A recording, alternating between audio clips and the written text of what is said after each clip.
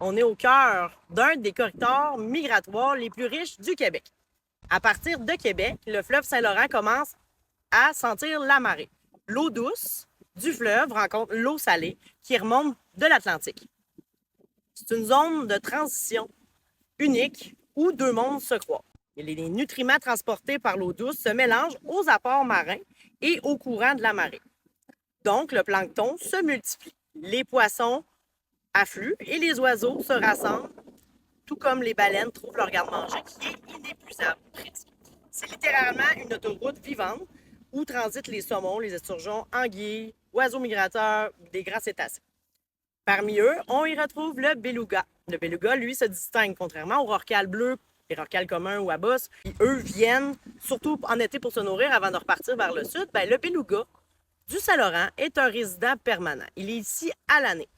Une population isolée et adaptée à l'estuaire particulier depuis des millénaires. Mais cette fidélité-là a un prix.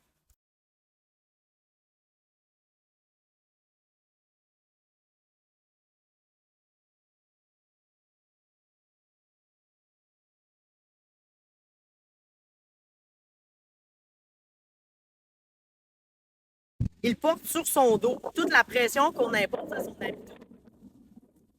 Juste à côté de ce fleuve animé-là, il y a les dunes de Tadoussac qui se dressent leur silhouette. Ce sont c'est des dépôts de sable formés après la dernière glaciation par des retraits des mers modelés par le vent.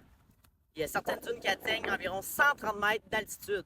À première vue, on croit voir un désert collé au fleuve, mais en réalité, c'est beaucoup plus complexe.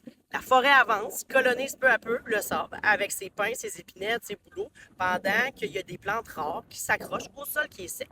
Les dunes accueillent aussi un passage incroyable d'oiseaux migrateurs qui survolent Tadoussac à chaque année. C'est pas seulement une histoire de sable puis une histoire d'eau, parce que bien avant l'arrivée des Européens, ce lieu-là était un carrefour pour les Inuits, les montagnais, et d'autres nations, entre autres. Le mot Tadoussac viendrait possiblement d'un terme inou qui fait référence à la forme arrondie des collines voisines.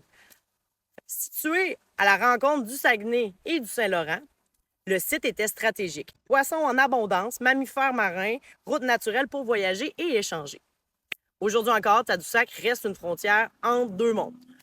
Entre l'eau douce, l'eau salée, les dunes, la forêt, des traditions millénaires et du tourisme moderne. C'est un endroit où tout converge, tout migre, tout vit, et où l'équilibre est particulièrement fragile et qui mérite d'être respecté.